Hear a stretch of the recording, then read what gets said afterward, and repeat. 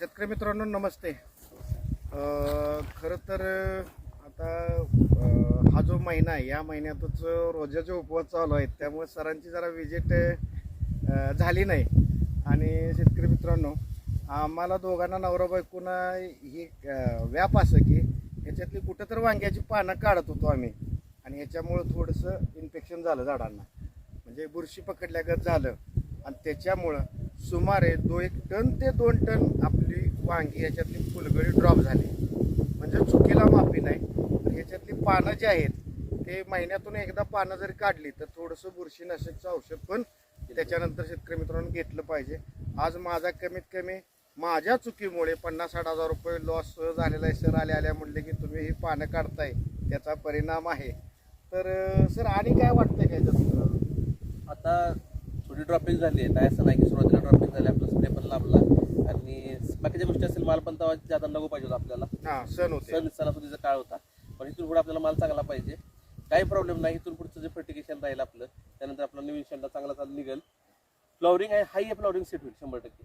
तुमचा कालच स्प्रे जो झालाय, सेनेपासून बिल्डरचा काल रात्री स्प्रे घेतलाय 11 वाजता. तर ह्यानंतर इथनं पुढे फ्लॉवरिंग पण वाढेल. थोडं फळं अजून मी मला वाटतं कडक निघतात थोडी, तुम्ही म्हटल्याप्रमाणे. तर थोडं कॅल्शियम बोरॉन आपण खालून आणि वरून ब्रेक काढू, जेणेकरून शायनिंग पण येईल. सेनिबॉस्टॉपिडचा स्प्रे काढू, म्हणजे फॉस्फरस कॅल्शियम आणि प्लेन कॅल्शियम दोन्हीचं कॉम्बिनेशन असलेलं एक स्प्रे काढू, जेणेकरून चकाकी.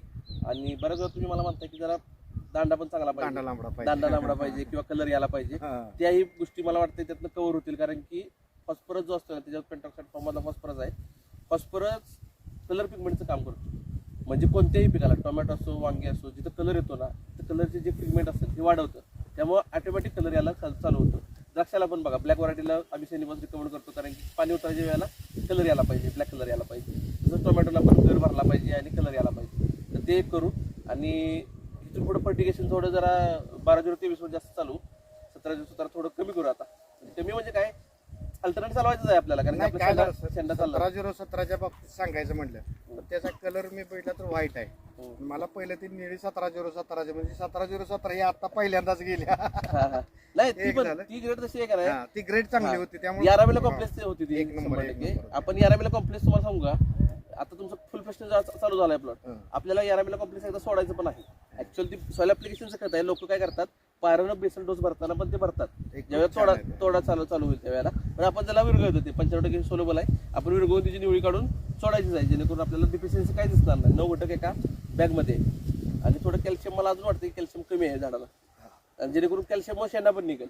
कॅल्शियम शेतकरी मित्रांनो, आजचा आपला मेन विषय असा आहे की टेम्परेचर वाढतंय, रानाला जास्तीत जास्त नत्राची गरज आहे, कॅल्शियमची गरज आहे. आणि हे कॅल्शियमची पूर्तता नाही झाली तर आपल्याला फळ जे आहे ते आपलं कडक होणार.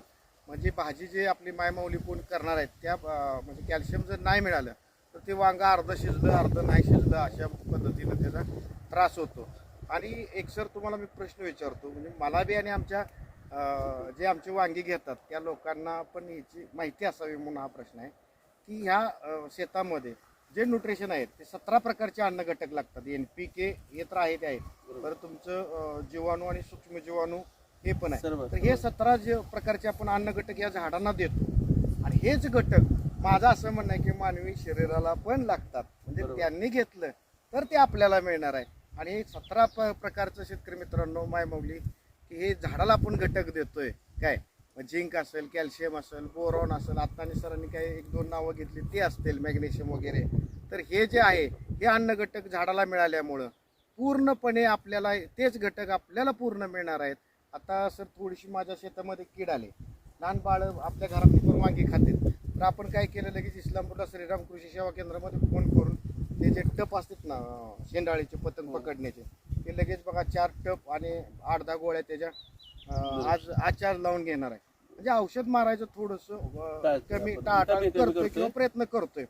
पण आता निसर्ग पण असा झालाय माऊली की उन्हाळ्यात बी पाऊस पडतोय. नाही 100%. आता काय तुम्ही बघितलं, तुम्ही जोपर्यंत डाग आला तोपर्यंत काय स्प्रे घेतला पण नव्हता, आल्यानंतरच तुम्ही शिकतो घेताय आणि कंट्रोल करायला बघताय. तुम्ही न्यूट्रिशनचं बोलला, ती मला 100% पटले की 17 अन्नद्रव्य 16 होती, आता एक ऍड झालेला आहे 100%. 17 मध्ये 4 आहेत ना, कार्बन, हायड्रोजन, ऑक्सिजन आणि क्लोरीन, हे झाड त्याचं ते घेतं, आपल्याला द्यावी लागेल. बाकीचे जे आहे 12, आपल्याला 12वर फक्त काम करायचं, म्हणजे 13 थोडक्यात एक वाटलं तर 13 न्यूट्रिएंटवर आपल्याला काम करायचंय. आणि ते जर प्रॉपर असेल तर झाड रोगाला पण कमी बळी पडेल आणि त्याचं हिल राहील. जसं मी तुम्हाला सांगतो, मी तुम्हाला माहिती आहे का, आपण झिंकचा स्प्रे काढला होता झेंट्रॅकचा.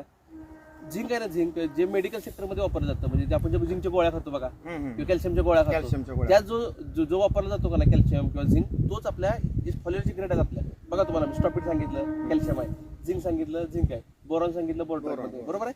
हे त्याच क्वालिटीचं आपण जे मेडिकल सेक्टरमध्ये वापरतो ते इथं वापरलं जातं. किंवा फूड ग्रेडमध्ये तुम्ही बघा फॉस्फरस, मध्ये जो फॉस्फरस आहे, पेप्सिको किंवा आपण जे कोक पितो ना त्याचा जो फॉस्फरस येतो ना, तो फॉस्फरस त्याच्यामध्ये त्या क्वालिटीचा फॉस्फरस. क्वांटिटी कमी जास्त आहे, इकडे 22% तिकडे कमी पूर्ण राहतो, पण कारण की ते मानवी शरीराला लागतं त्यामुळे ते जास्त आहे. पण तरी सुद्धा म्हणतो काय माहिती काय, त्यात जो फॉस्फरस आहे ना तोच ह्याच्यामध्ये वापरला जातो. म्हणजे याराची क्वालिटीच्या बाबतीत कॉम्प्रोमाइज यारा स्वतः करायचं. तुम्ही बघितलं तर कॉम्प्लेक्स असू दे, नायट्राबोर असू दे, लिक्विड असू दे, आणि कॅल्शियम तर 1905 पासून यारा जगाला पुरवते. 1909 पासून मी युट्यूबला बघितलं होतं की 1905 पासून शेतकरी मित्रांनो कंपनी आहे, यारा कंपनी शेतकऱ्याच्या हिताचं काम करते. पण आता जर आपण बारकाईनं बघितलं तर आपल्या ताकारीमध्ये किंवा आपल्या आजूबाजूला किती लोकांनी याराचे प्रोडक्ट वापरलेत, तर फार कमी वापरले. पण जे वापरतात ते इतरांना सांगत नाहीत का, तर ते दाबून माल करतात आणि त्यांना अनुभव असतो. पण आपलं एक भाग्य चांगलं आहे की इथं आपले दत्त कृषी सेवा केंद्रामध्ये यांचं प्रोडक्ट ठेवले जात होते. सरांचा नंबर होता. गेली 6 महिने आम्ही फोनवरच बोलत होतो. आता वांग्याच्या बागेच्या निमित्तानं आम्ही पुन्हा एकत्र आलोय आणि याचं मार्गदर्शन म्हणजे आधी मी रिझल्ट घेतलाय आणि ह्या रिझल्टच्या माध्यमातून मी तुम्हाला विनंती करतोय, जर तुम्हाला उत्पन्न चांगलं हवे असेल, जर तुम्हाला काही समस्या असेल तर तुम्ही कधीही नेहमी आपल्याशी संपर्क साधला, सरांशी संपर्क साधला तरी चालेल.